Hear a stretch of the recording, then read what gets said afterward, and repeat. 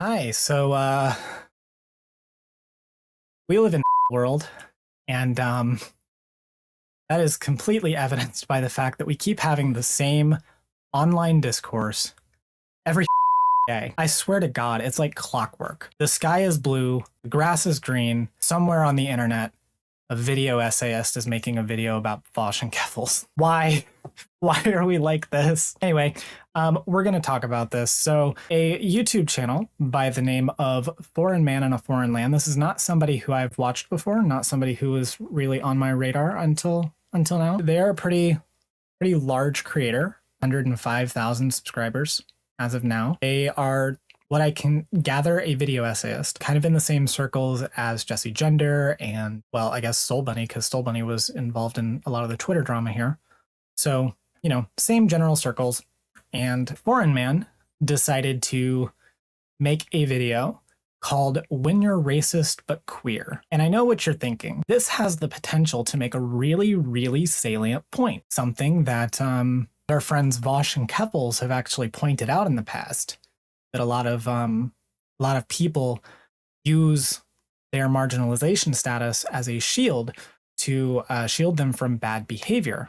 You would be correct that this video would have that potential, but we're going to see here in a little bit why it doesn't actually do that, why it fails on that front. We're actually going to watch this video. If I remember correctly, he talks pretty fast, so I'm not going to have the video at 2x speed or anything, but we may put it up to 1.5 or something. And if we see we can continue as we go along, we can up the speed. But yeah, I've seen a bit of Foreign Man and his content from what I've seen thus far. I haven't seen this one yet.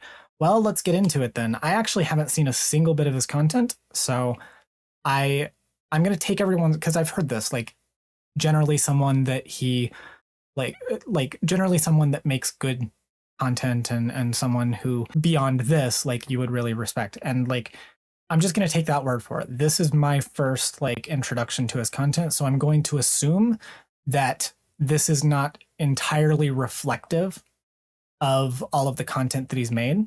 However, I did do that song and dance with Jessie Gender for months where I kept giving her credence, and I no longer want to do that. So I'm only going to go so far with that. So let's just go ahead and get into it. All right. So here we are. This is the video When You Are Racist But Queer. This video is brought to you by Ground News. From bona fide celebrities like J.K. Rowling. From what I know about J.K. Rowling, she used to have an abusive husband, I believe, didn't she? And for those reasons, I think she's kind of using that as an excuse to sort of project that same sort of danger that she had from her husband onto trans women. And Dave Chappelle. They've canceled people that are more powerful than me. Cancel J.K. Rowling. My God, J.K. Rowling wrote all the Harry Potter books by herself. Man just said J.K. Rowling canceled. That's supposed to mean any... Hold on. How much did J.K. Rowling make last year? I just want to know. How much did J.K. Rowling make last year? So far, this is fine, by the way. I wish I was canceled, Dave. She said gender was a fact. And then the trans community got mad. They started calling her a TERF. Trans people make up words to win arguments. TERF is an acronym. Stands for Trans Exclusionary Radical Feminists. This is a real thing. This is a group of women that hate transgender. They don't hate transgender women, but they look at trans women. Yes, they do. By the way, might look at blackface. It offends them. She's doing an impression of me. You see, I knew the strong with him as soon as he said blacks. I'm not surprised that he said, I don't really want to have to relitigate the shark thing, but I guess we're gonna. But here's the thing. I saw this on Twitter too when I was talking about this video, and I got a lot of comments of it is not your place as a white person to say whether or not using this slur against shark is good. And here's the thing. Shut the f up. Because the problem is, it wouldn't be my place to judge if I agreed with you. And this is the thing that they can't seem to wrap their head around is that I disagree with that usage of the word. It's not that I think it's like an inherently racist thing, or that like Black community can't decide for themselves to reclaim certain slurs. This usage is inappropriate as far as I'm concerned. I disagree with the usage. And you can say that I'm not qualified to say that, but I'm still going to keep saying it. I'm still going to keep believing it because I think I'm right. So just getting that out of the way, we're not relitigating the whole shark thing all over again, because to be honest, like I had enough of it with Soul Bunny's video. Yeah, with Outro, Shark hasn't even done anything like right wing. It's like that's the problem with it, is like using it the way it would be used would be, you know, only theoretically correct if Shark was doing anything conservative or right wing or something to the detriment of the Black community, but they can't ever show that. They can't show that evidence. I'm Black using the slur as an ironic slur sort of defeats the purpose of reclaiming it. It's like closing a death camp and turning it into a concentration camp. Fair enough. All right, but we're gonna like move on from that because I do not want to keep just going on the shark thing. So let's go. No surprise. Dave Chappelle will often talk about the queer community and then say, well, I'm a Black man, I understand marginalization, but then we'll like say some transphobic stuff and we'll say, well, I understand marginalization, I get it, but then these trans people are like, they're harming and attacking this white woman. Again, this like thing we were talking about in another video about like protect the white woman sort of thing. He will defend himself through his Blackness. And then other people will also then bring that in too and be like, well, he's a Black man, how dare you criticize a Black man? You're a white woman. Like focusing on my whiteness rather than the fact that I'm trans in order to push me down and able to talk about him. It's used to stoke infighting between communities and create these like disruption between communities to try and sever off. Keep this point in the back of your head, by the way, please. Pin that in the back of your head, because what Jesse Gender is saying here is entirely correct. That is going to be the main like thrust of what I'm going to have to say about this video, and it's going to be why this is such like a disheartening thing to see come out of this like whole discourse. Because so far, this video is fine. Off solidarity between them. Now, I shouldn't speak on this.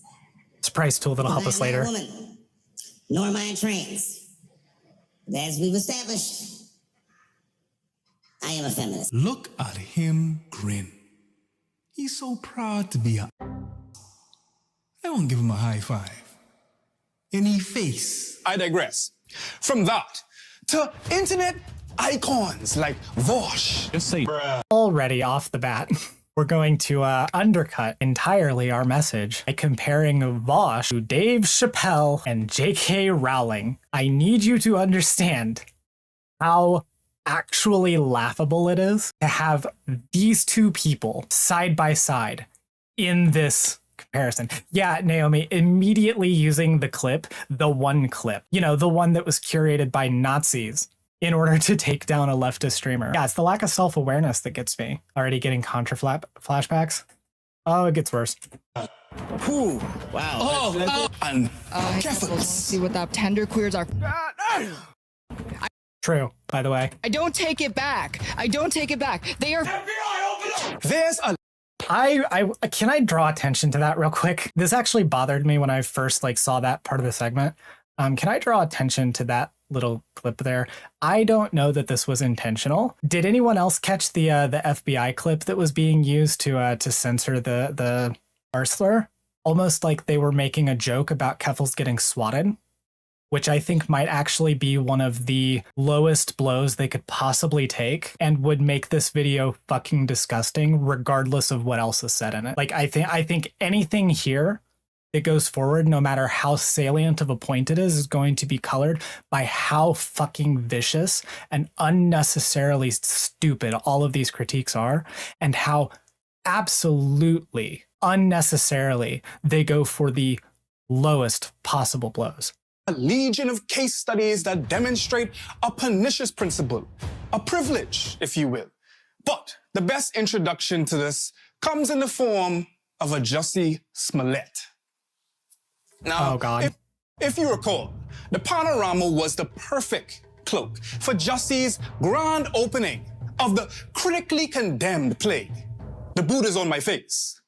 The very boot being the metaphorical manifestation of racism and homophobia packaged into a one-act play armed with enough bleach to make Vibes Cartel himself blush, and a noose bedizening the neck like a plantation-themed party. So whatever true diddly was art when he took this picture. Are you following, by the way? Is anyone getting the point here? I don't blame you if you're not if you're confused, because I was at first too. The Jussie Smollett hoax took place in 2019, a year before the COVID pandemic started. Oh, I actually didn't know that. I remember the case happening, but I actually didn't know that it happened a year earlier. Okay. So I mean, he got that wrong. I don't get the point. Okay. We've talked about J.K. Rowling and we talked about Dave Chappelle. And so the point here is these are two figures that are weaponizing parts of their marginalized status to shield themselves from the harm that they're causing. In the case of J.K. Rowling and Dave Chappelle, they are weaponizing their whiteness and their status as a woman, in J.K. Rowling's case, and their blackness, in the case of Dave Chappelle, to shield themselves from the harm that they're causing to the trans community. When they, then push TERF rhetoric, they get to hide behind the like marginalization and say, well, I'm black, or well, I'm a woman, or well, I, suffered this trauma or whatever, to shield themselves from the criticism, from being called out for that harm, right? This is a salient point, and it's something that anyone who's been following the news with regards to these figures should be aware of. Like, this is a thing that happens, and we're all aware of it. And in the case of Jussie Smollett, this was a person that faked a hate crime and used his status as a black gay man to shield himself from that, or to, in this case, I guess, use that as a way to gain sympathy. Everything inside the apartment? Okay. So I explained to them how you were going to get something in. And the reason I'm calling because... Okay. Do you want to take it off or anything? Yeah, I do. I just want to see. In retrospect, this is very funny. Okay.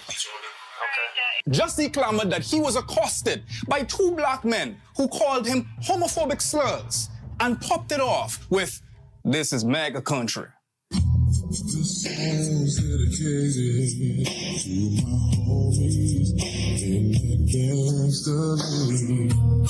The fact that this was so perfectly fulfilling the precipitous requirements for a hate crime made me dizzy.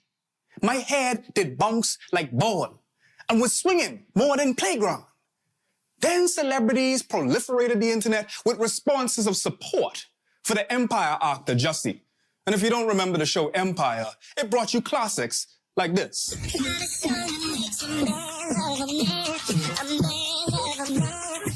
But the very actor that played Jamal Lyon turned out to be lying.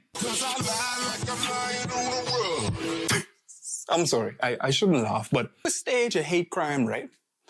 Then why besmirch the couple of them instead of the men that swapped their hoods for hats? Bench. This is where we waited for Jussie to come before we attacked them.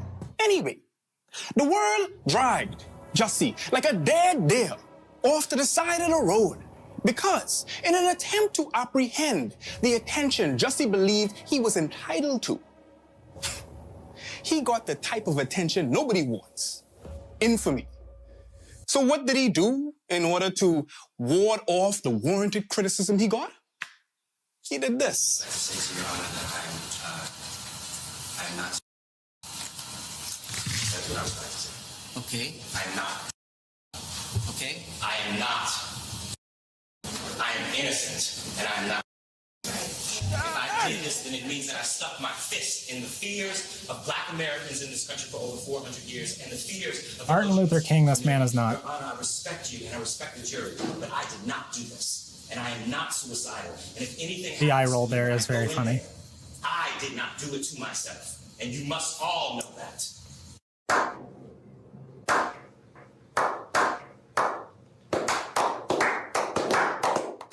I promise you, we are going to get into why this video is a mistake. Jussie dual-wielded the race card and the gay card, which in a white supremacist cishet society is somewhat of a draw for of performative people who brandish social justice warrior in their bio and bios alone. Now, you'd probably say a retort that those marginalized cards didn't save Jussie from jail, nor did his lawyer, who is the current lawyer for the monospheric mogul Andrew Tate, not Angel, Jesus Webb. But it can be argued that the very card saved O.J. Simpson. Did you do it? What does O.J. Simpson have to do with anything? No, I didn't. Nope. Did not do it. After we finished filming, OJ said to me that he had a surprise for me, and I genuinely was surprised. I think it was his idea of a joke, and this is it. In any other scenario, a black man accused of wiping out a white woman will be thrown under the jail. But OJ's... Yeah, Storm, it is basically like an extended YouTube poop in its editing. I think the editing is like good. It's obviously very high quality and high effort. But I think the problem is that this video is structured in such a way. I don't think it's actually an editing problem so much as it's a like script problem. His blackness was only rivaled by his wealth, as well as him being the closest possible to the pinnacle of patriarchy. A star-studded athlete adored by the entire world. That trumped racist white America's voracious desire to protect white womanhood and white femininity, which are pinnacles of white supremacy that if you haven't heard enough of, you could watch this video up here. But in short, white womanhood is so powerful that it can kill an Emmett Till. It can get the police called on you for simply existing, while simultaneously... Yeah, Naomi, that's a good point too, is that like no one thought OJ wasn't guilty. The OJ Simpson example actually doesn't even really prove his point because everyone thought OJ Simpson was guilty. The only thing that saved him was his class. Being a badge of marginalization as white women and white femmes are subjugated in the patriarchal societies as well. Like you said, like J.K. Rowling uses her BuzzFeed feminism. That's what I like to also... Okay, I would like to say, I know I said this on Twitter the other day, but can I just again say that I really don't like this style of video, the style of video essay, you know, where like the video is like fucking long as shit and then like half of it is just other content creators in like an interview style, just like saying all of the things that he wants to say. And it's like this video would be half of the length and probably a lot like cleaner of a script if he would just say what he wants to say and stop like interviewing people to say it for him. Make a podcast if you want to make a podcast. Like I don't have a problem with that. In theory, just like make a podcast. You don't need the video essay part. Just do the podcast. Interview these people. So call it J.K. Rowling, Taylor Swift, like utilize that white feminism. Like they only care when the issues pertain to them, but they won't fight for other marginalized identities, which is actually like the core root of feminism. You fight for equality. Like sure, keep this point in the back of your head, just like earlier. Or like intersectionality is a key part of feminism. And if you want to fight for equality, you should fight for it on all aspects. God damn it. Sorry about that. Foreign from the Foreign Land Sweatshop. And you already know that I had to go and make a mention of Ellen DeGeneres, one of the prime examples of people who weaponize their white femininity and also, of course, the queerness, as well as the latest white woman of the week. We can make that a segment, White Woman of the Week.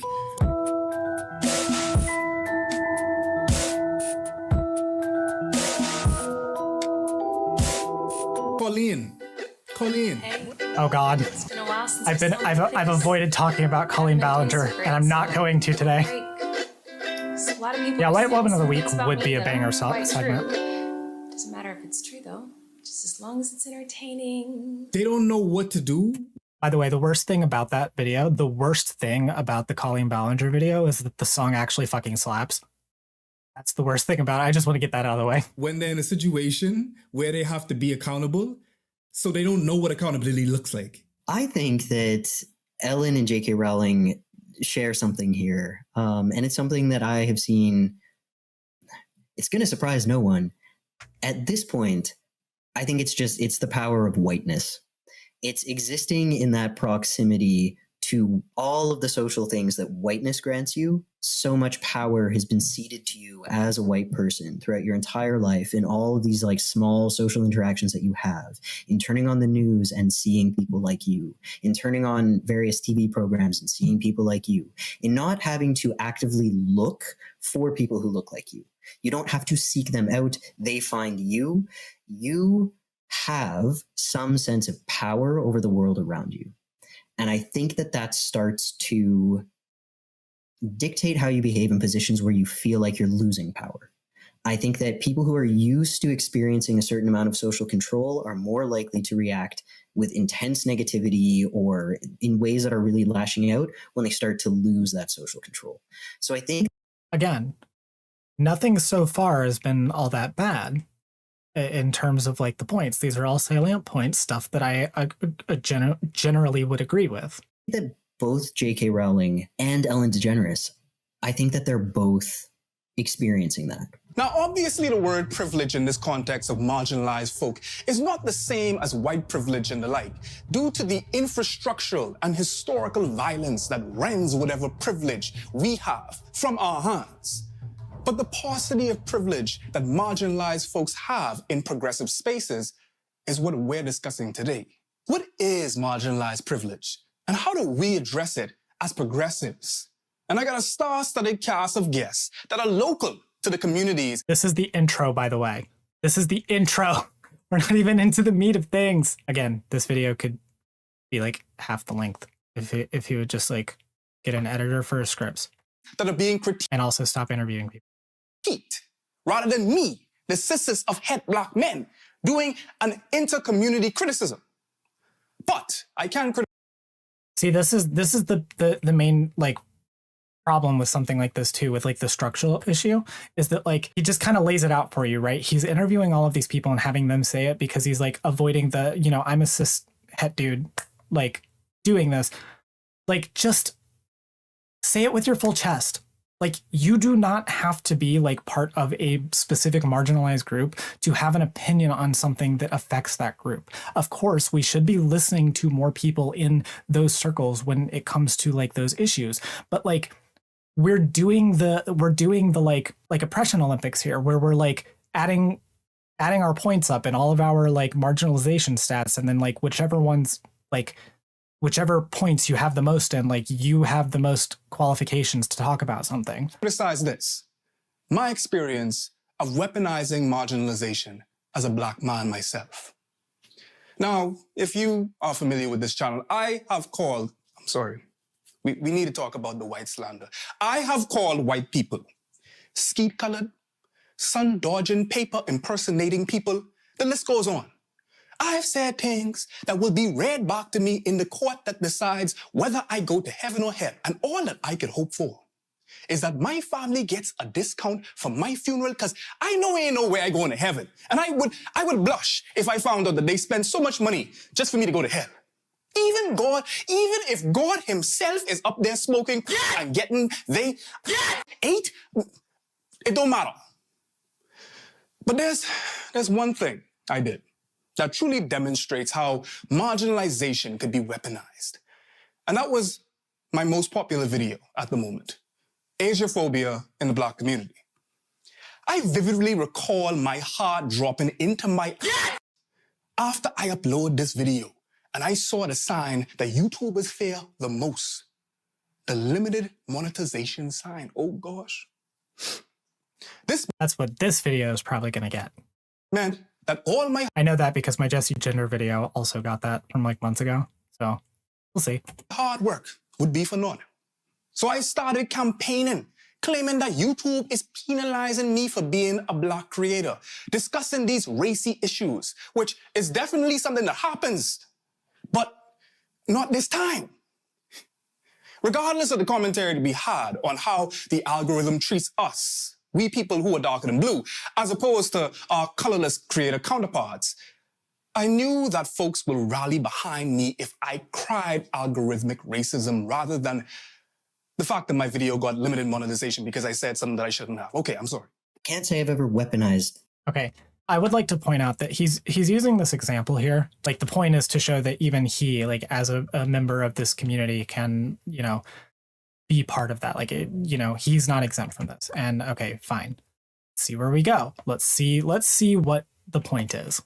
The transness. But have I done that thing where I have been guilty of reinforcing white supremacy or generally just shitty attitudes and then been like, but like, no, you can't call me out on that because I've been through XYZ. Absolutely. And it's why I recently made a mistake. I completely misspoke about the concept of female privilege. We all know, like, that would be an example of me speaking about womanhood as a man.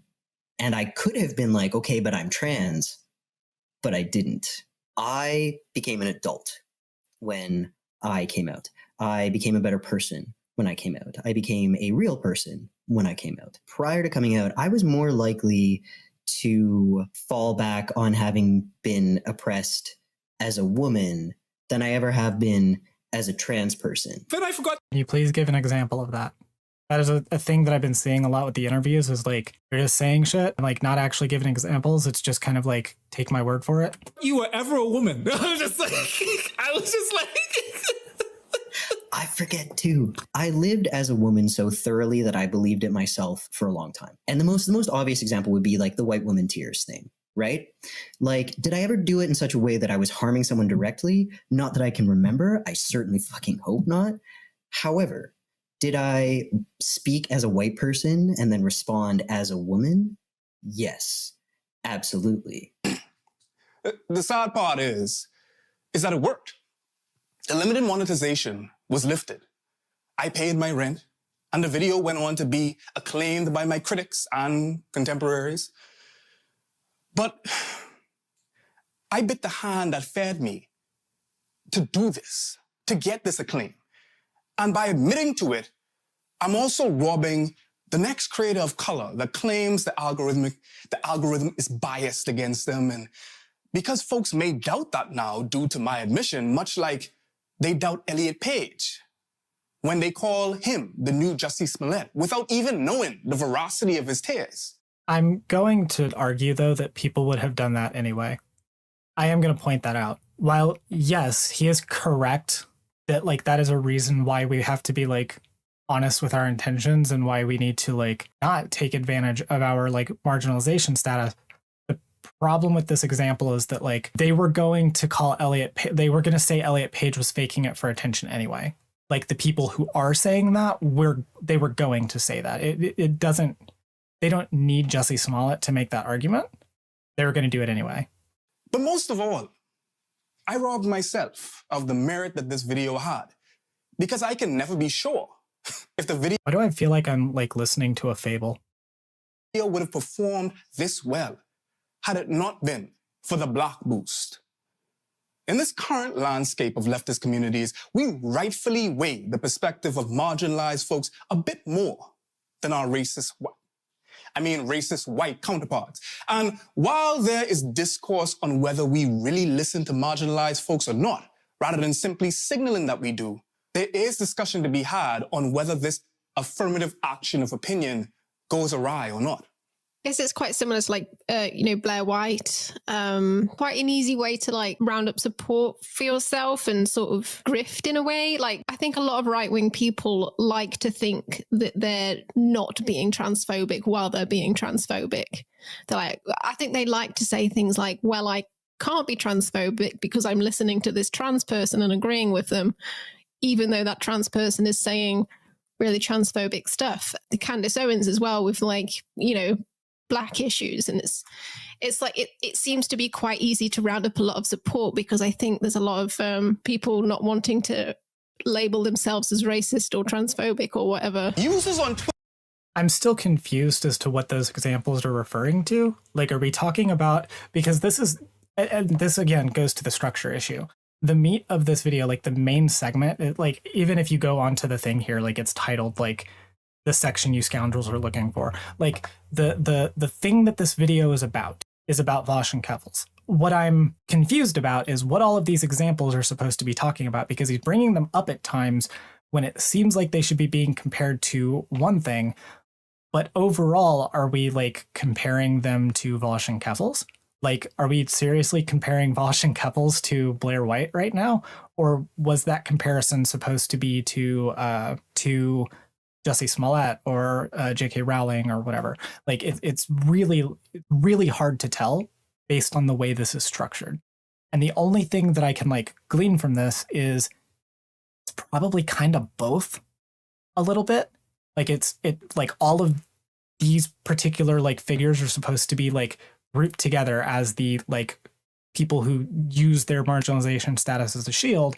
And now we are going to compare all of these people to Vosh and Keffels. Twitter have made the running joke that people have begun using labels to justify their terrible behavior and also poke fun at how excessive labels now border on the absurd. Writer and Nepo baby grifter Lena Dunham is probably one of the most chaotic, problematic celebrities America has the misfortune of giving birth to. Rather than her work, she has become infamous for her continuous white feminist antics. Like, casting women of color to only play the help on her shows. And people of color as random episodic 2023, and we're talking about rather Lena than people Dunham. themselves. Lest we forget Sydney Anderson being the Jamaican nanny and housekeeper. Or even Mo Hindi as the Roosevelt Hotel bellhop. What about Joe Yang, who played the Tibetan nanny? Or Jamel Howard, who acted as the young black guy. Literally just a young black guy. Naturally, when confronted by her consistently so on the nose you can smell it from here casting choices, Lena eloquently responded that she, like, really tried. This is me flipping my non-existent blonde curls. Sorry, I can't be talking bad about white women like this. Really tried to be aware and bring in characters whose job it was to go hashtag white people problems. Guys, I'm gonna get canceled for that, aren't I? People will say something awful about another community that is not their own, but then will use their a marginalized identity to then sort of protect themselves as a shield from that. I often see this with folks. I really want you to pay attention to that line too. We're going to come back to it. Folks who only have one identity of marginalization where everything else is mainly dominant culture. So like Dave Chappelle is a black man for sure and faces a lot of shit for that. I do not want to downplay that, but he's also a man. He's also rich, right? And so like you will like pull out his blackness to defend all the other horrific like classist shit that he does, homophobic, transphobic shit that he does, but he'll pull out his blackness. Same thing you see with J.K. Rowling. Well, often when she does transphobic, homophobic, she will say like, well, I'm a woman.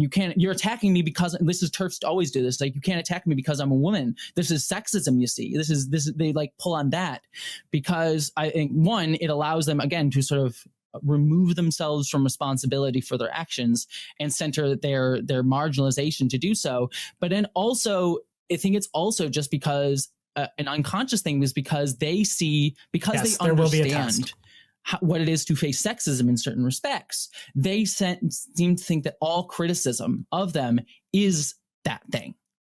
Because, of course, solving white people's problems and acting as a foil is definitely the job of people of color, and certainly not the job of her extremely mayonnaise characters to look internally at their own flaws and, I don't know, maybe have some character development. Mind you, this the same director who onboarded Donald Glover to act, who is extremely problematic by his lonesome. He need no help. In the same show, during the very same time, she accused this character of fetishizing her whiteness. And she claimed that she don't see race and doesn't see him as a black man. I am not making this up. Erasure of others' identities and experiences while simultaneously using their own as a certified get-out-of-jail-free card is a huge tactic among Lena's ilk. Her antics, of course, don't end there, though. They just keep on going. Because tell me why. This video is way too long. I'm going to keep saying it. It is so fucking bloated. It really does feel like at this point he's just saying shit to make the runtime longer. All of this could have been said like in the first like 20 minutes. Or, sorry, 15 minutes. Like, I guarantee you this could have been cut down 5 minutes if A, we'd have taken out most of the interviews, and B, we'd have just said what we wanted to say. Yeah, it's so much fluff. It's so much fluff. This video would be like 25 minutes long. This woman visited Japan and penned an Orientalist piece about how she had yellow fever and described a Japanese art dealer as being gorgeous like the strong, sexy, dreadlock Mongol in Crouching Tiger, Hidden Dragon. People of color aren't exempt from this phenomenon, however. As white-coded as the act of shielding oneself to join an oppressed, marginalized group may seem, the iconic Twitter account, Emo Black Thought, disguised himself as a cis black woman for years, even going as far to tweet about her experiences while menstruating and excruciatingly talking about how painful her cramps are to her tens of thousands of followers who most likely were primarily comprised of black women. And after being unmasked, Isaiah Heckland attempted to rebrand with the assistance of platforms like Paper Magazine, which of course was to no avail. Isaiah had been masquerading as a black, dark-skinned, bisexual woman named Nicole for years. F's in the chat for black, dark-skinned women named Nicole. That's not something the people who stood by and eagerly supported would quickly forget. It's not just about being queer. It's any marginalized label. Some people speculate that the Maddie Taylor relationship was PR. But like Taylor seems exactly like the type of person to fall for a guy like Maddie Healy. She's the rapper that has What the fuck does Taylor Swift have to do with anything? I am like really fucking lost right now. Inuit Spice Girl. Just this chubby Chinese lady. Yeah, I rap and music. Do they talk like that? Do Inuits talk like that? They don't talk with a Chinese accent. They talk like a more Hawaiian style. Like this like grungy, weird edge. Taylor Swift did drop the ball hard by dating Maddie Healy, but it's not like she has a history of dating men who openly express racism. Plenty of her exes are still very well liked. Joe Jonas, Taylor Lautner, Lucas Till. Yeah, I don't really know like the whole lore with the Taylor Swift thing. Like I know that the guy that she was dating was like apparently not a cool guy. But I don't know anything about either of them. I literally know less than nothing. Edgy dude who still thinks he's like a 13-year-old edgelord, like who's like anti-woke. Yeah, like I'm gonna come for Taylor Swift, and not because I'm a misogynist, but she seems like the type of woman who says she's an ally to the gay community specifically, and she'll go to like all the parades. She'll like say yes queen when she sees a drag queen, but she won't correct her homophobic boyfriend. So what's the point? Why are we psychoanalyzing Taylor Swift right now? someone tweeted a picture of Taylor in front of like a plate of cookies that said Biden 2020 on it, and was like, how can she be racist? Biden, throw him in jail, Biden, like crime bill Biden. How are you black if you don't vote for me, Biden? Like, yep. It's the same energy as True though. Biden was so real for that. You've already reached the word count. I'm like, I don't have much to say right now because I don't know why the fuck we're talking about Taylor Swift. Did Taylor Swift what it sounds like is like Taylor Swift dated a not so great guy for like a minute. People got mad about it, and then some people defended her for doing it by saying she can't be racist. What does this have to do with anything? Kendall Jenner with the Pepsi. Blonde, bone straight wig, throw that shit, smudged lipstick, walking into the protest, panning to the pigs, token black and queer coded folks, product placement time, token Asian emo. Bow, I wanna be dapping me, damn the bacon hating. Watch me walk to him and then racism. He'll be taking pics as I swing my hips. This is a banger joke, and it would be like really good if it wasn't mired by all of the context surrounding it. He takes a sip and now racism over. J.K. Rowling's like, I experienced sexism. I faced sexism as a woman. I probably had to fight really hard to get my books out, to get them taken seriously. And you know what? I was right, because those books are amazing. They made billions of dollars, right?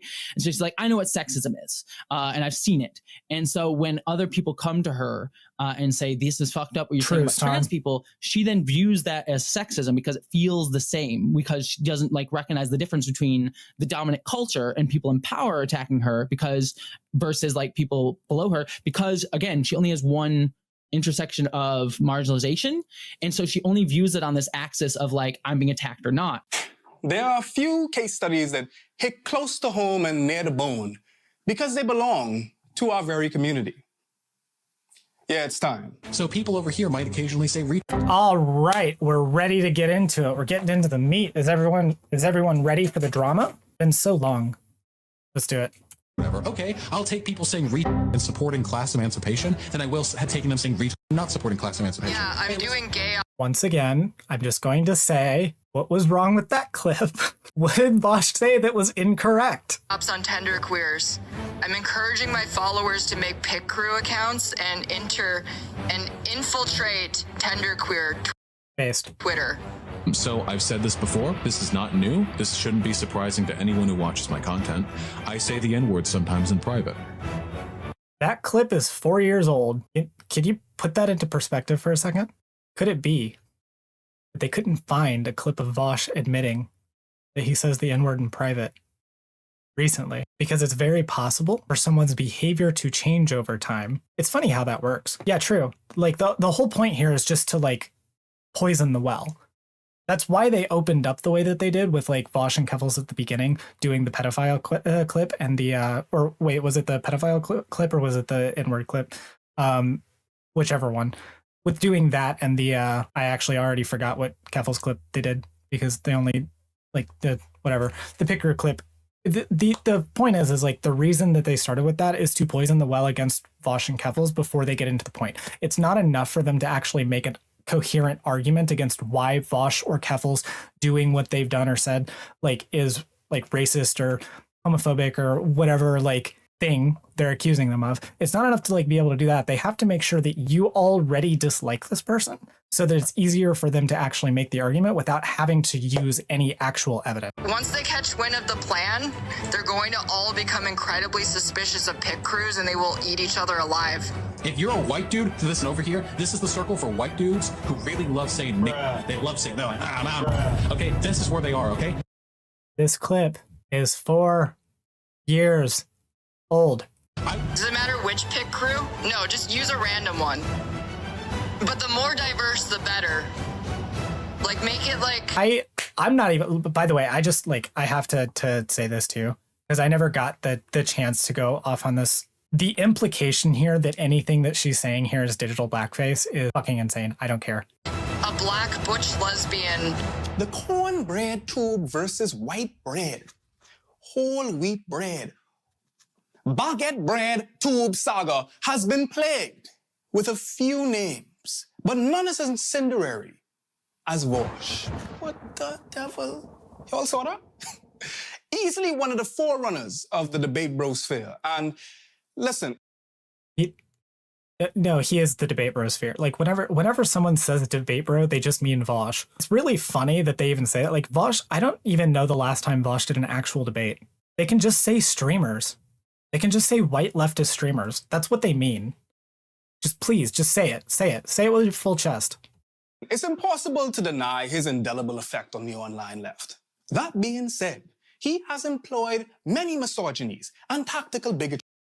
Die mad. He said something lightly misogynist to J.K. fucking Rowling. Boo-hoo.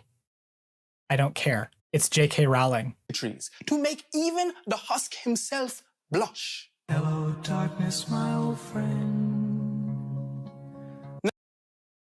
What? Now, there are far better breakdowns of the many transgressions that these folks have made that will be linked here. But It's always Professor Flowers. It's always Professor Flowers. They're never going to stop. They're never going to stop with Professor Flowers. Holy shit. God damn. She really is the specter that haunts all debate streamers. I want to discuss very briefly how they seem to shield themselves with their marginalized status. If you create progressive content on this platform, you have had an overlapping audience with Vosh.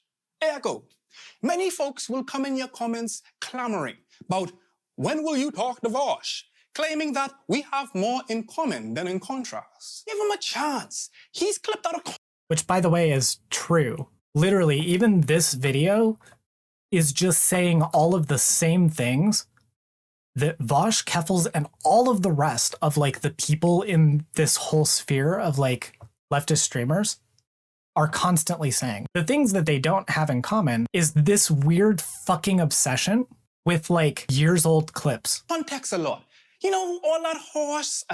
Wait, what's wrong with this? Vosh says furry art is good. What is wrong with this? Wait, furry art is good. What are we talking about? I'm just gonna say it. I'm gonna take the hard stance right here. Furry art based. Or there should be more furry art. In fact, all art should be replaced with furry art. Every single art, all shows should be furries. Every single show, every single movie, all video games should just be furries. All of them. Furry art. Every single bit of it. All of it. It's like actually insane that like this is the thing we're canceling Vosh over. Furry art is good. What the fuck? And PDF file. The same screenshots. Rumors, they're just rumors. Listen, I don't care about that. You know what I care about? I don't care about that. That's why I spent all this time showing all of these things that I totally don't care about. Guys, I can't explain to you how much I don't care. Here's why I'm showing all of these things for all of this time, because I just don't care. Do I have a persona? I do, kind of. There's a art that I have that was bought for me by Poppy and Xena, but I don't have like a whole reference sheet yet. That will be in the future. Oh, you know what foreign cares about? Big body foreign? I care about the racism. I care about the misogyny. Show me. Where's the racism? I'm not going to do the thing that I did in the Soul Bunny video.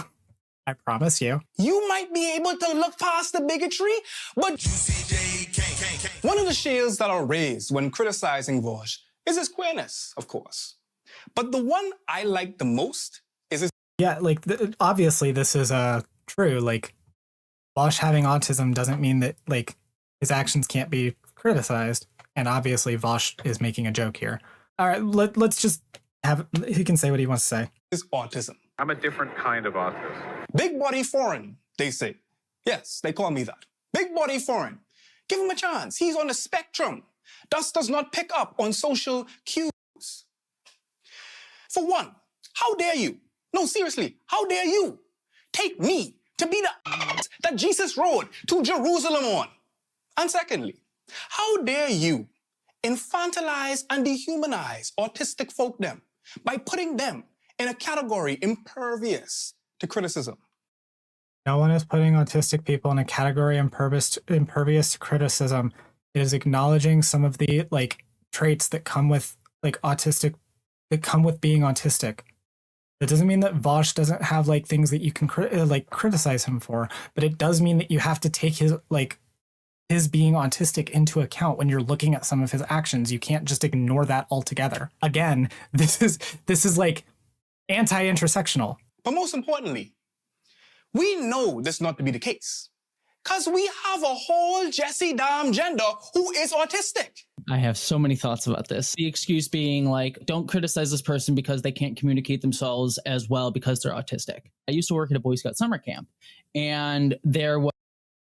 By the way, they're doing the thing. Yeah, it's literally, I have an autistic friend. Was a gentleman who ran the right. And again, this goes back to the thing that I said in the Soul Bunny video. Like, who am I supposed to believe? When we're talking about Vosh and we're talking about Jesse Gender, yeah, unironically tokenizing Jesse here. Like, when we're talking about the two of them, who am I supposed to take the word of and why? What makes Jesse's experience as an autistic person any like more important or any more valid than Vosh's experience as an autistic person? Yeah, Christy, all autistic people are the same. Rifle range and the shotgun range at our camp, there was this guy that he had issues with, and every at the end of every day we would do this, we'd march in formation. By the way, the answer to that question that I just raised is they like Jesse Gender and they don't like Vosh. Whatever, the paramilitary Boy Scout stuff, and we'd shoot off a shotgun, and this guy would shoot off the shotgun, and the one guy who was autistic, he would prepare. All autistic people are the same. Saige Alexis 2023. Yeah, I can't wait for the out of context clips. The shotgun for him. And one day, because he was pissed off at the man, he put in the wrong shotgun powder that was just much louder. And that's dangerous when you have a weapon, even if the weapon doesn't have any bullets in it. And then we went and spoke to the guy, the autistic guy who ran the shotgun range about this. And he's like, well, it was autistic. I didn't think it was like, I didn't think that it was a bad thing and I didn't understand. I'm like, no, you run the shotgun range. You know about safety protocols. I know you do because you teach it.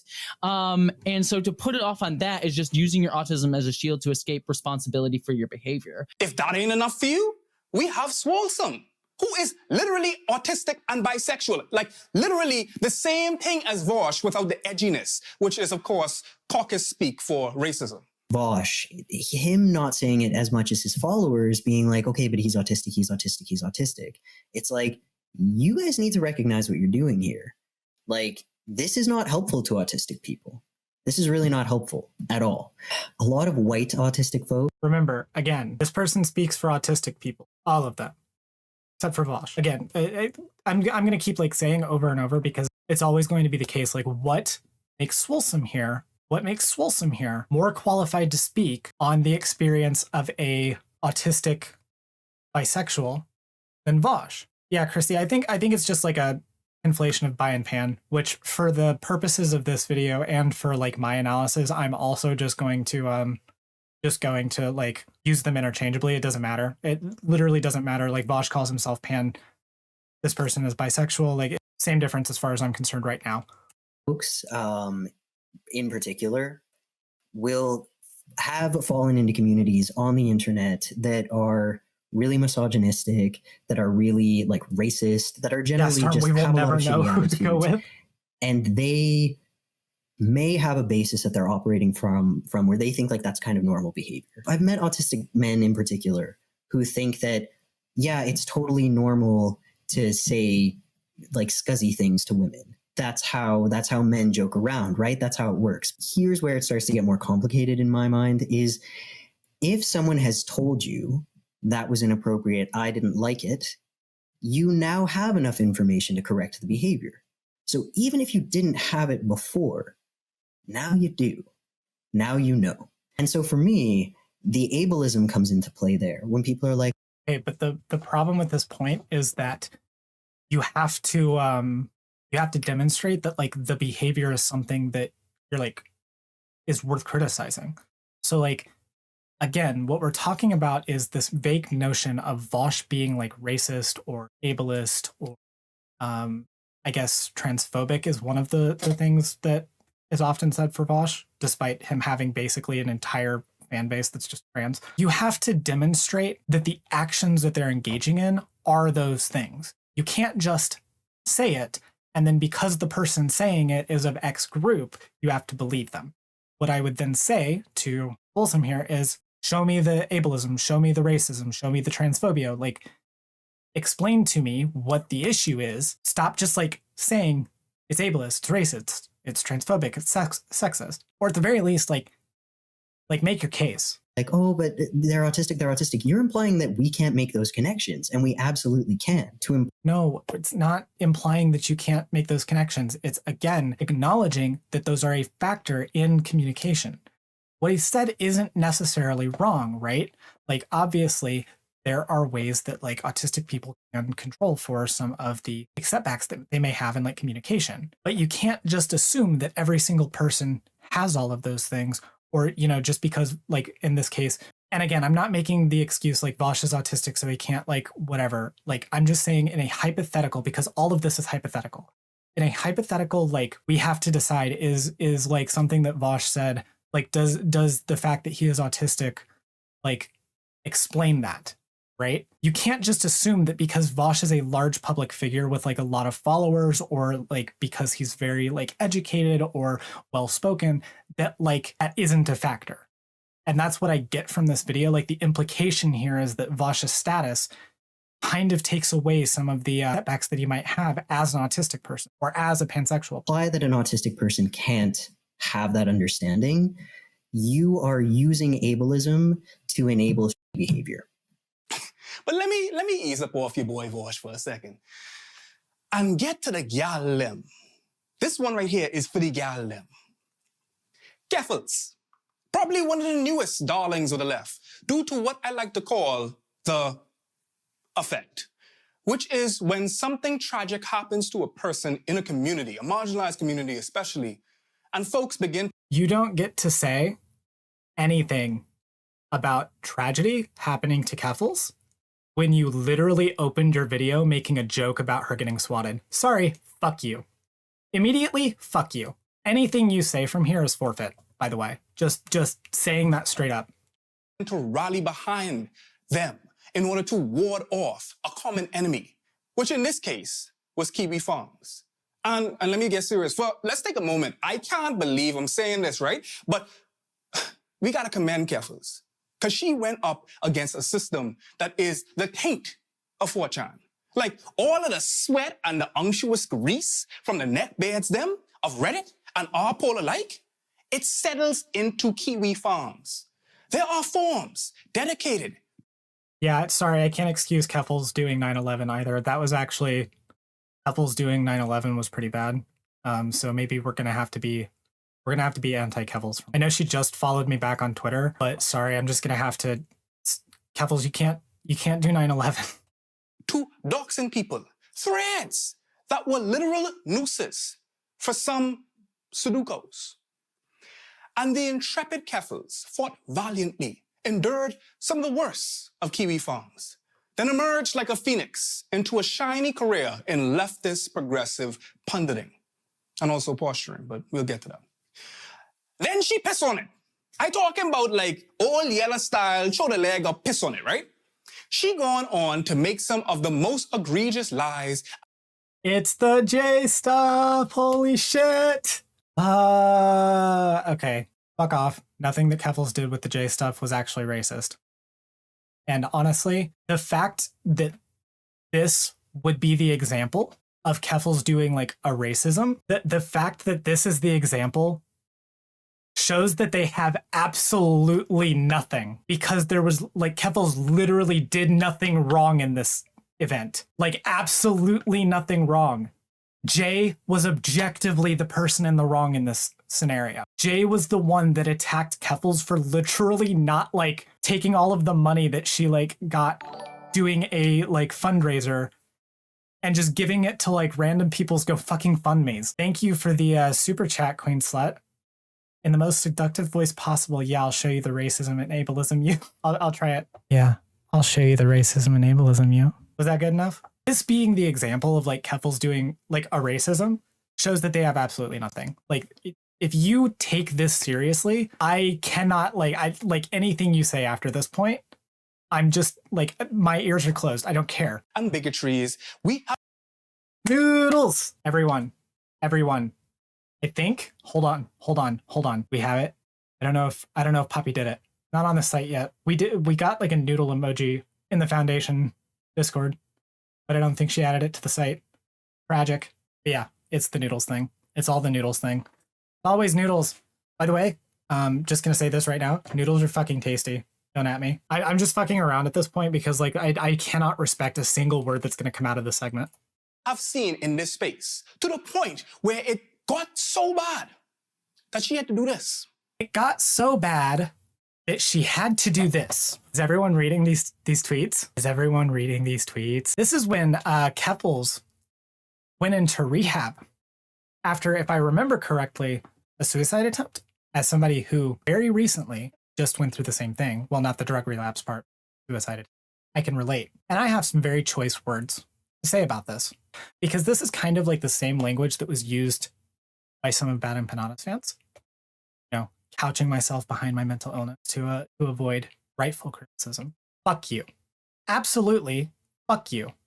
Just full stop. That's my argument. Go fuck yourself. If you look at Keffels going into rehab and your first thought is she's just doing this as a publicity stunt to make herself look good, to avoid being critiqued for her racism, please log off, delete your account, and go the fuck away forever. This is absolutely fucking disgusting. Now, I remember when I criticized Soul Bunny's video, I remember calling that one the worst video essay on YouTube. That was the thumbnail that I made for it. I think I might actually have to amend that with this right now because this is fucking disgusting. She got help. Now, let me start by saying this, right? This is an act that we need to encourage. We ought to encourage it. When folks are battling addictions and illnesses, then they get help. We ought to commend this. That being said, getting help in itself is not atonement. Where did anyone say it was? Please show me where anywhere in these tweets Keffals is saying that going into rehab is atonement for anything. Please show me. Please give me one fucking source. Literally, these tweets say the exact fucking opposite of that, by the way. This is, again, an example of always using the fucking evidence that disproves what they're saying. And it is also not a pacifier of the pain that the perpetrator inflicted. The perpetrator, in this case being Keffals, saying noodles are tasty. While you may be a victim of your own traumas and malignments, you cannot now claim victimhood status after inflicting pain. She literally can, though? What? Keffals literally went into rehab over an addiction. And we're also talking about leading up to these events, Keffals was actually being harassed. That's, again, the lie that was spun in the Soul Bunny video. We're going to keep bringing that up because since we're talking about the noodles shit, we're going to have to talk about this. Literally, the noodles are tasty comment was from a year earlier, and then it was brought up again by Rosalind in the middle of Keffals being harassed by all of the people in Jay's circle in order to continue that pile-on. That was the series of events. Keffals was objectively the one being piled on right then. She literally does get to claim victimhood status because she was the one victim to something at that period of time.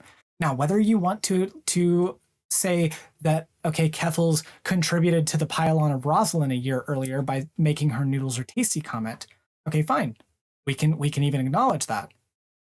But unfortunately, that example doesn't even work because the comment that Keffals made didn't actually even increase the pile-on. But it did fucking increase the pile-on on Keffals when Rosalind brought that up a year later. Ballad Storm, I'm actually getting really mad too. Like, I'm actually angry. At scale. But many supporters of Keffals warded off criticism in the name of her rehab visit. And whether she's doing it intentionally or not, Keffals is not only using her status as a trans woman that was attacked by one of the most vicious platforms on the internet, but also her status as a survivor of substance abuse. Show me. And she primped and preened the slithering coils of Medusa. So I'm still trying to figure it out. I'm still like working through with like a therapist and psychiatrist to like work through certain things. But I would say, as someone who has struggled with mental health for most of her life, one of my biggest pet peeves is when people use that as an excuse to justify behavior. I grew up with a lot of people around that. Like I remember I was in this like theater group once, and like one of my friends at the time was like really mean to this other girl, and she was like, I just have anxiety today. There was definitely a point where, like, especially during— Can you show me an example of Keffals doing this? The pandemic, my mental health was affecting my parents, like the people I live with, because at a certain point I was in like a heavy depressive episode, and like I was just like, I essentially had a meltdown, and like my parents were going to take me to a hospital to like try to like sort that out. That's what really like, that was like the moment for me where I was like, I need to be on medication in a general sense, because treatment looks different for everyone. It just prevents incidents like that from happening in the future. Or like if some similar feelings like that pop up, you know how to handle it. But that doesn't justify or, wash, wash you of any consequences because Say the word sin. Please say the word sin, because I'm getting severe puritanical, like Christian vibes out of this. you're preventing that going forward. Like, you still have to take accountability for how you acted. What is accountability? Tell me. Explain to me what accountability Keffels is supposed to take. Can anyone give me that like actual definition? What do you want from Keffels? What do you want from Vosh? Give me like a thing. Every single one of them say, well, she needs to take accountability for her actions. She's just shielding herself behind her mental illness or her struggles or the fact that she went to rehab. She's just using that as a cudgel so that way she cannot be criticized. Give me an example of how you want her to take accountability. Can you give me an example of what accountability Keffels is supposed to take? In the moment, even if it was out of your control. Like, there's like this saying that I really love that, like, your trauma is not your fault, but it is your responsibility. White women in particular have been known for, and rightfully so, for their loyalty to whiteness above femininity when it serves them, only to return to the label of womanhood when it's time to don those I'm with her pins. With Just Pearly Things as well, I think the way that she's like directly contradicting the things that she says by having a YouTube channel and by having her own career and not marrying herself off and having children. I mean, that fact in itself just kind of proves that it's quite an easy grift.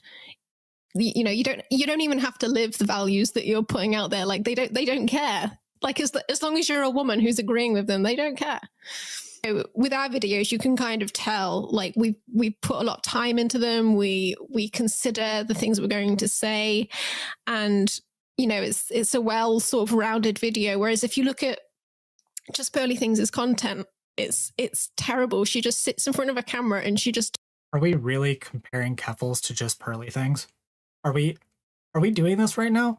Is this what we're doing? I don't even actually know that much about Just Pearly Things other than like the couple of really vile tweets that I've seen. Is that what we're doing right now? Talks crap, and sometimes she won't even edit out when she's just sat there like scrolling through her phone. She'll just sit there for a minute like. While women of color, mostly black women and femmes as always, tirelessly labor to uplift their community's social position. Getting back to Lena Dunham, once again proving herself to be one of the worst people of 2013, tweeted that she'd be the first openly straight woman to French kiss the first openly gay NBA player. Anyway. And again. What does this have to do with anything? Keep in Scout, accountability is saying noodles suck. mind that this is the same white woman who harassed Odell Beckham because he refused to engage with someone so absolutely deranged. Well, let's start talking about language, its many forms, its meanings, and its evolution. A Canadian paper, the Toronto Star, once found itself in some internet drama over the concept of race and the verbiage they used. The Ontario Human Rights Commission had settled on a term in use to the reference of people of color, racialized people. Because they accepted that race is a social construct, they decided to use the phrase racialized person or racialized group instead of labels that they said were outdated, like racial minority, visible minority, people of color, and non-white.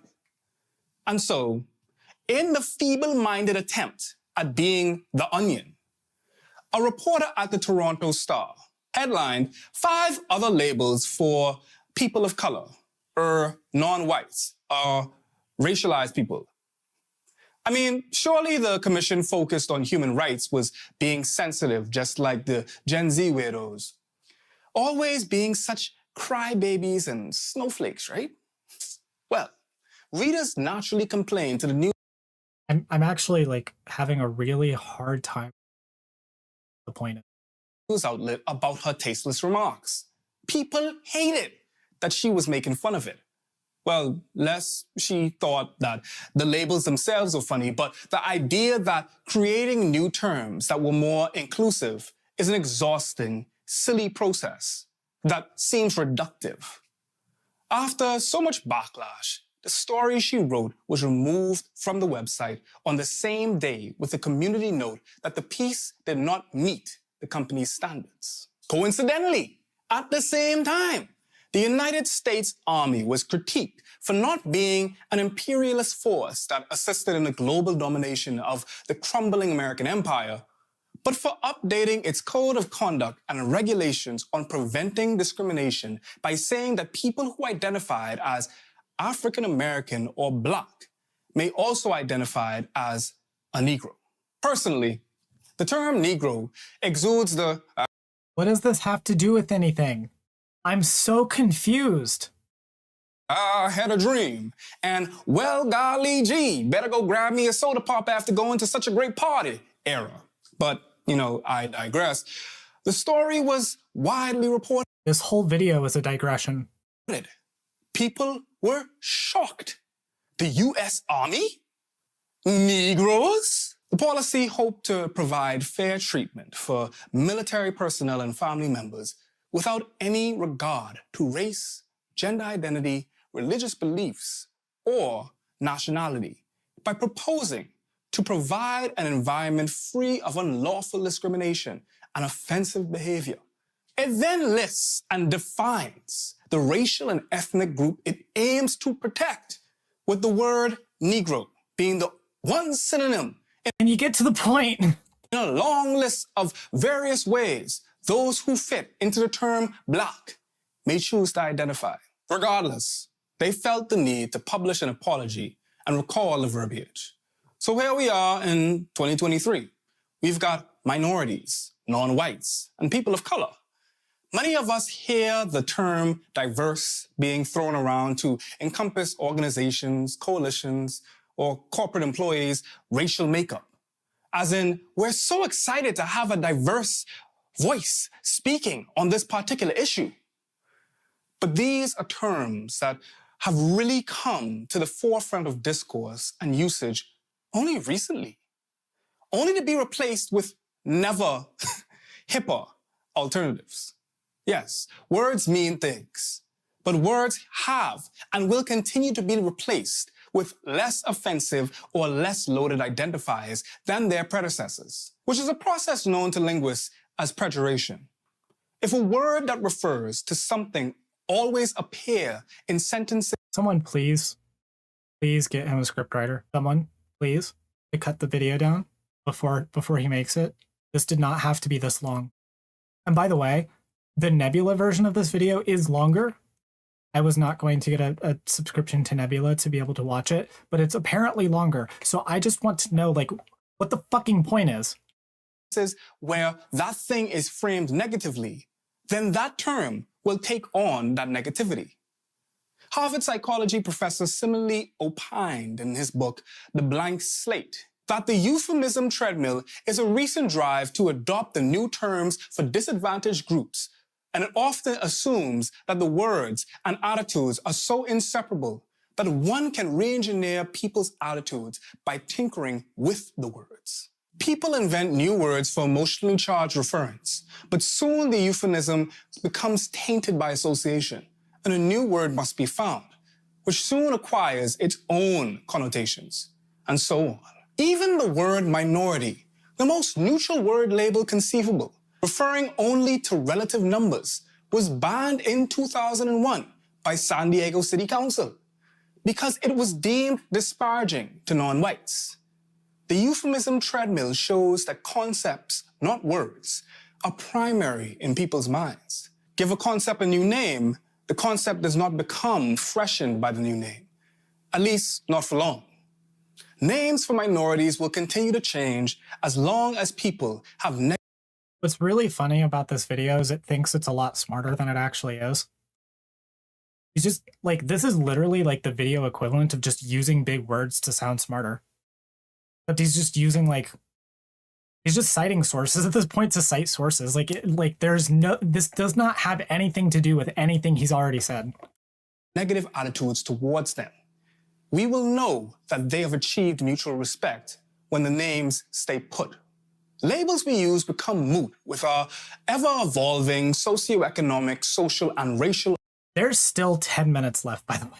...awareness which is why some may find things like non-whites to be offensive, because it makes white people the default and classifies people of color as, once again, the other or deviation from the perfect norm. On the other hand, some people may consider minority to be offensive, as it implies that this whole video should have been like 5 seconds because it should have just been the clips of Vosh and Kevels. It should have just been those clips. It should have just said, when you're racist but queer, and then it was just those clips. I would have actually respected that more. people of color or the LGBTQIA plus community or women are a shrinking group when we're anything but. The term Oriental has thankfully become Asian, which is now Asian and Pacific Islander. Colored transitioned to Negro, which transitioned into Black and African American. If you're from the land of bald eagles and hellish urban suburbia, but white people, that's something that's remained constant, with only those who fit in it qualifying as white being changed. But that's normal. And depending on where you're from, those meanings will change. At this point, I think the rest of this video is just like the video essay equivalent of dissociation. Like, nothing makes sense. Like, it's not like what is going on. Colored is a terribly outdated label in the USA, but still very applicable in South Africa. As Professor Hall Liu adeptly contextualized, the term people of color and colored have drastic meanings depending on who says it, what they're speaking on, and why they said it. Which brings us back to marginalized privileged. Things mean things. Words have power. By using that label, people can wield power over anyone they're debating. I mean, after all, how can they be wrong, right? Don't you see that they're a queer person? They know what the hell they're talking about and can therefore be excused when they say something incredibly racist or transphobic. Okay. Finally, we get to an actual argument. Jesus Christ. We also Okay, shut up, Jesse. I'll get to you in a minute. All right. Let's unpack this. All right. We're gonna re-listen to what he just said. Queer person? They know what can they be wrong, right? Power over anyone they're debating. I mean, after all, how can they be wrong, right? Don't you see that they're a queer person? They know what the hell they're talking about and can therefore be excused when they say something incredibly racist or transphobic. Show me, please. Show me where Vosh and Kevels did this. What's the example? Where did they, what? Again, can we again point out that the clips that we used, only one of the Vosh clips was from this year. Every single one of these clips were from 4 years ago. Can you please give me a recent example for Vosh? With Kevels, shut the fuck up, get her name out of your mouth. After the claiming that her going to rehab was just a publicity stunt to avoid taking responsibility or accountability for her actions and all of that. Yeah, just fuck you. But give me an example. Give me one example. Show me where this behavior is happening, rather than just saying it is based on fucking 4-year-old clips. Can you show me something recent to indicate that this is the behavior that is going on? We also forget that the people behind those platforms are human beings who will fuck up and make mistakes. Sometimes very egregiously they need to be super held accountable for, but also sometimes. How do you hold them accountable?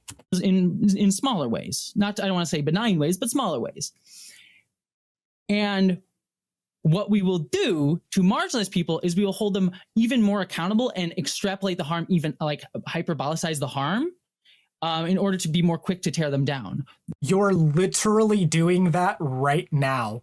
Is there a single word that's come out of Jessie Gender's mouth in this whole video that hasn't been her doing the exact thing that she's like critiquing everyone else? Yeah, no, accountable, literally assimilation of the hive mind. That's all it is. Accountability is agree with me. Like, the word accountability means nothing on the online left anymore. It literally has no meaning. It has negative meaning. The word accountability has negative meaning. It literally just does not mean anything. In ways that cis dude creators cis white dude creators will not have to deal with as much. You know, they'll say something awful and they'll be given a little bit more forgiveness than a marginalized creator who will often have more hyperbolicized harm. And so notice that the implication here is we're still talking about Vosh. We said cis white dude to avoid talking about the other marginalization statuses. So the only way they can make this point is by ignoring Vosh's queerness and ignoring Vosh's autism. Any one of those like sections of marginalization that would apply to the creator that they're talking about is inconvenient to their argument. So they have to find the most broad interpretation and literally erase their marginalization status in order to make that argument. You know, Vosh can't be a queer autistic man. He has to be a cis white man. Keffels can't be a trans woman, an autistic trans woman. She has to be a white woman. Like, they have to erase all of those other intersections in order to make the argument that they're making, which makes this, by the way, bad analysis of intersectionality. It's one of those things, like, I don't think anyone's owed a platform. I think everyone on a platform should be held accountable for if they fuck up. And it's not just like you should be allowed to continue to have it. Oh, so are you saying that whenever somebody like fucks up with their platform, they should be deplatformed? So the accountability that we're advocating here for is Vosh and Keffels should be deplatformed. Is that what we're saying? So when does this apply to you, Jesse? When does it apply to anyone else? Because we're focused on all of the streamers, on all of the debate bros. When does this apply to you? Because there are several things that I would argue you have said that are worse than some of the things Vosh or Keffels have done, even if you have critiques of them. Now, that's not to say that like I'm not trying to play like tiers here where like we have to like rank who did the worst things, but I'm saying that if we're talking about like where that threshold lies, where do you go along that? Who gets to decide that? Who decides when that grievance is enough that you should be deplatformed? But we also at the same time need to recognize that the standards that we hold for marginalized creators is much higher, and we are much more willing to tear down their platforms than we are for non-marginalized creators. You're literally doing that right now. It's the fact that we don't have the space to fuck up. We don't have the space to be shitty, selfish people who tell lies. We're not allowed. Okay, and again, can I point out the language here too? We don't have the space to fuck up. What does that mean? When you say we, I assume you're talking about autistic queer people, since that was the discussion that was being had earlier. Or are you talking about people of color? Or are you talking about trans people?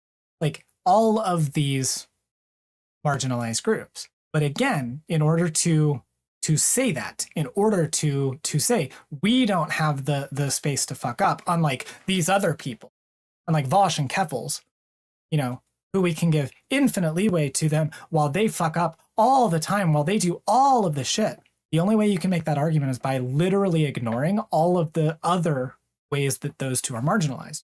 You're literally erasing Vosh's queerness. You're literally erasing both Vosh and Keffels' status as autistic. You're erasing Keffels' transness. All to reduce them down to their whiteness, or in Vosh's case, being cis and a man. The only way you can make this statement is to erase all of those statuses, which again is the opposite of what we should be doing with intersectionality and that analysis. No, we can't. And that's frustrating. And I feel like we won't have, like, equality isn't going to be a thing until marginalized people are allowed to also be shitty. But back to labels for a minute. The reason labels continue to fluctuate is because of the ever-evolving positions of those being referred to. In many cases, yeah, literally, who thinks they're getting away with everything? Literally, every time Vosh like stubs his toe, there's drama about it on Twitter. Like, Keffels wakes up in the morning and like brushes her teeth, and someone is calling her racist for it.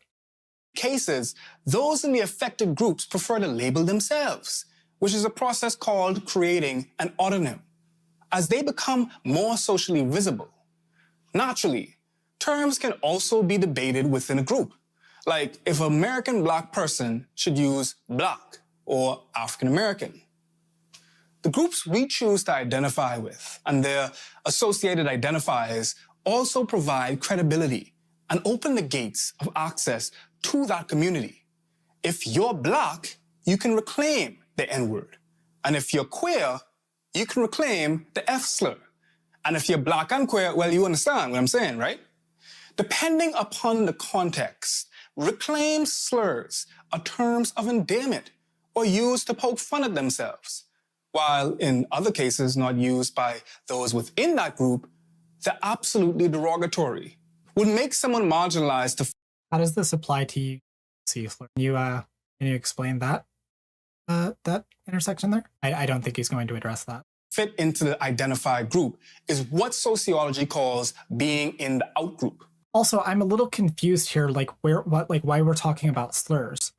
Because if the point is to try to say Vosh bad for using the N-word 4 years ago, okay, fine, Vosh bad for using the N-word. But the only other thing that I can see here is because they kept using clips of Vosh and Keppels both saying the R slur.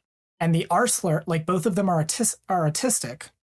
If we're going based on the argument here that people within those communities get to decide whether or not they can use those slurs, then Vosh and Keppels are absolutely allowed to use the R slur. And also, you can't ignore the fact that, again, making the argument for using the C slur. Earlier in this video, we talked about a little bit of how, some of the defense of using the C slur against Shark was that, people in that community can decide if they want to use that slur. And so it's it's not my place as a white person to judge their use of the C slur against another Black man. By that same token, is it also not the case that autistic people can decide whether or not to use the R slur as a derogatory term against other people? Those not in the in-group, which is whiteness, in the case of Western racial identity, which white people made, are othered and pushed to the fringes of society, where they're treated as lesser than or as a means of economic and social fodder. And of course, being marginalized doesn't exempt anyone from having biases, whether internalized against their own group or externalized through tangible actions upon others. And I get it. We all have flaws. It's totally natural to get defensive. But the use of a shield damage our ability to progress as empathetic human beings in collaborations, community organizations, activism, and on our own personal journeys. You show where Vosh and Keppels are doing this beyond just showing the noodles or tasty tweets. Shields create rifts where there should be solidarity. We need to encourage dialogue, self-reflection, and less virtue signaling. That's why I'm making this hour-long video about how two prominent streamers are bad because one of them said noodles are tasty and had an addiction problem, and one of them said the N-word 4 years ago and doesn't say it on stream anymore. For the tiniest of details. Semantics are famous tactics used by those on the far right and center to antagonize the left, making virtual identities that seem legitimate to derail progressive discourse, because they know that people are huge on identity politics and labels. And it's something that people have been calling other leftists out for doing online as well. So, while we hold ourselves and each other accountable, we should understand how marginalized identities have historically interacted and how people are unique and multifaceted, which sometimes means taking a step back. Not every marginalized person in their community is fit to represent their entire group or speak on its behalf, because people aren't monoliths, and people shouldn't. Then why are you and Jesse Gender and Swolsome and whoever the fuck the other people who were in this video were, because I didn't pay attention to their names, why are you all speaking on behalf of these communities? If we've determined that not everyone is qualified to do this, then why are we having this discussion? Literally at the beginning of this video, you said I as a cis man am not going to talk about this stuff by myself, so I'm going to push all of that responsibility onto the people who are members of these marginalized groups. So they get to be representatives of these groups, but Vosh and Keppels can't? Where is the threshold here? What are the qualifications? Use their labels as a means of deflection. After all, a platform is not a right, it's a privilege. And it comes with a responsibility that not everybody can handle. And you know what else people can't handle? The truth, which as a political scientist is of the utmost important to me. So I'm gonna let you in on a little secret I learned in my master's program. Finding. Oh my God, this person has a master's. That makes this way more embarrassing. Factual journalism is difficult due to the sensationalization of the sources. Is this the ad? Political Is this scientists would swear by the sponsor? Is this the sponsor? Yeah, this is the sponsor. You're not getting it. You're not getting. Nope. We're done. We're done. We are done. That is. Yep. Nope. So that was a wild ride. How is everyone feeling after that? We're gonna have to break some of this down a little bit. So this video was bad. He should feel bad, and the fact that this man has a master's is kind of makes this video all the more embarrassing, because this video would, like, if this was an actual essay, there is no way this is going to get a good grade. It literally does every fucking thing wrong. It is bloated. It doesn't have a point. It keeps making statements without providing any fucking evidence. All of the sources are just vibes here, and none of the actual things that he uses as evidence say the things that he's saying they say. Once again, for the final time of this segment, I am going to reiterate that the fact that this video, the main portion of it, was dedicated actually more than half, because Vosh actually had less of the time being allotted to him. More than half of the main segment of this video was dedicated to making the claim that Kefel's mental health struggles were just ploys to get out of taking accountability for their perception of racism that they've read in to the things that she said and done. Fuck you. Absolutely fucking disgusting. I don't care if this person has made other good videos before. I'm sure he has. I'm sure there's a lot that he said that I would agree with. We probably have way more in common than we don't. And if you like Foreign Man in a Foreign Land, and you think he makes generally good content beyond this, any of the people featured in this video, if you watch any of them, Jesse Gender, Swolesome, any of them, I don't know any of these fucking people, continue watching them.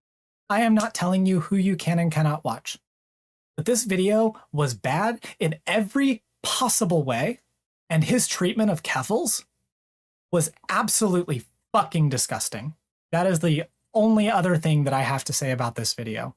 It was bad analysis, it was poorly written, the editing was fine, but it did not help the poor structure of the script. It was bad, he should feel bad, fuck you. That's all I have to say. End of segment.